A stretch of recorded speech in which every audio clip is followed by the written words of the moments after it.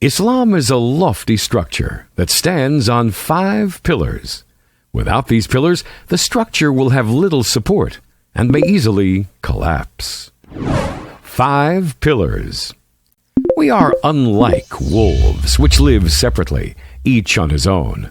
Nor are we like mindless sheep driven by a shepherd. We are individuals in a society, and the balance is paramount. Man needs to maintain a careful balance between his spiritual and physical needs, and between his personal and social life. Such a balance is best achieved through the 5 pillars on which the structure of Islam is built. Through these, man's public life functions in harmony with his inner soul, and every individual complements his Muslim brethren. How does all this work? The Declaration. This is the declaration of belief in God's oneness and in Muhammad as God's messenger. It lays down a basic principle which establishes a community united by one of the most important and fairest principles, namely, that all worship should be addressed to God alone. The Declaration is the one shared value that creates a well-knit community that is free of inner conflict. One God to be obeyed and one prophet to be followed. I bear witness that there is no deity other than God, and I bear witness that Muhammad is God's messenger. This declaration confirms that all worship must be addressed to God alone, because He is the creator and the provider who alone conducts all affairs of the universe. It also acknowledges that Prophet Muhammad, who was God's last messenger, must be obeyed in all what he bids and forbids, because it is through him that we know what God wants us to do. Prayer. Muslims are required to offer 5 obligatory prayers every day.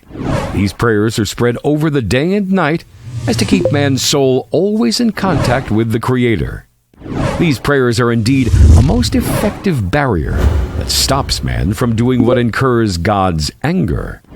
By attending to these prayers, Muslims are always in a situation where they have finished a prayer a short while ago, or are preparing for a prayer that will soon be due.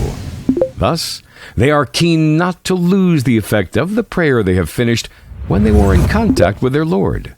And at the same time, they do not wish to stand again in front of their Lord having just committed a sin.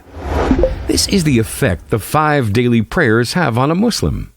The Prophet says, "The 5 prayers are like a running stream close to your door, where you bathe 5 times every day."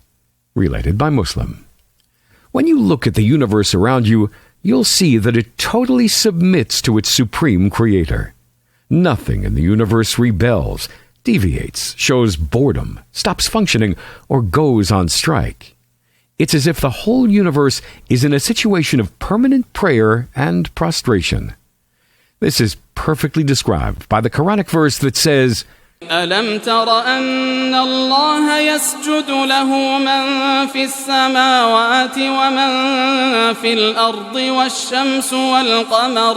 والشمس والقمر والنجوم والجبال والشجر والدواب وكثير من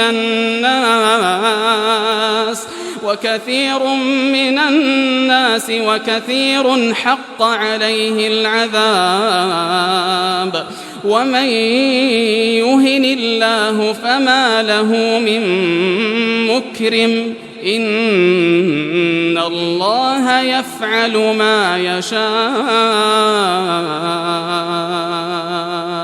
22:18. Honored by God, man should have been the first of all creatures to remain in permanent worship and prayer without a stop.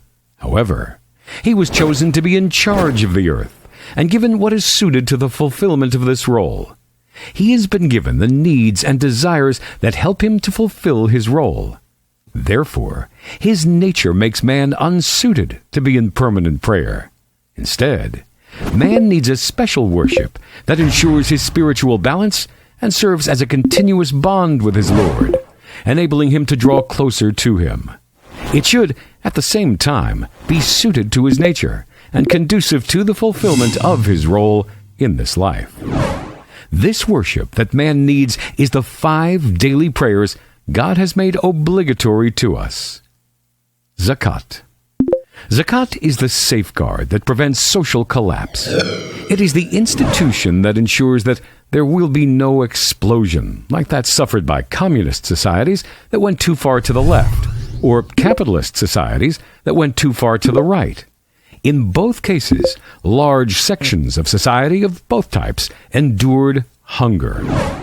Zakat is a financial act of worship, an annual duty paid by everyone who owns more than a certain threshold.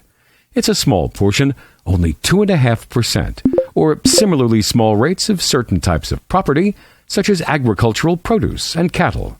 By paying their zakat, people ensure that their property is purified and that they are free of stinginess. They thus help their poor and needy brethren. God says to his messenger, خذ من أموالهم صدقة تطهرهم وتزكيهم بها 9:103. Fasting. This is a unique type of worship which God prescribed to earlier communities of believers. He has made it one of the pillars on which the structure of Islam is built.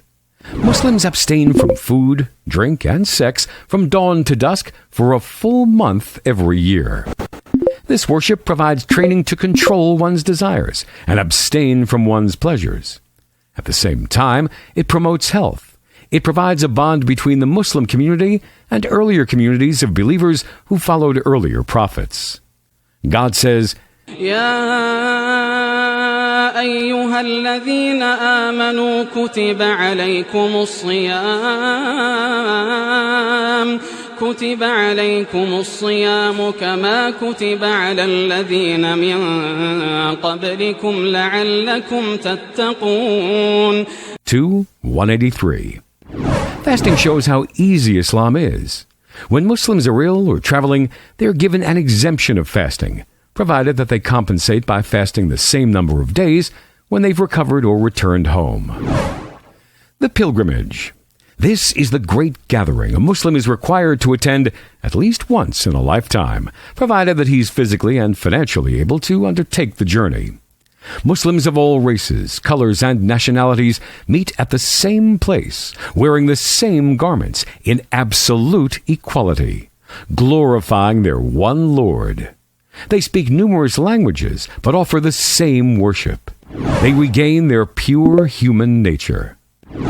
Should we put aside all the splendid aspects of Islam and focus only on its legislation and its unique organization of human life, we will find clear evidence that shows every rational person that Islam is the religion bestowed by God, the creator of the universe.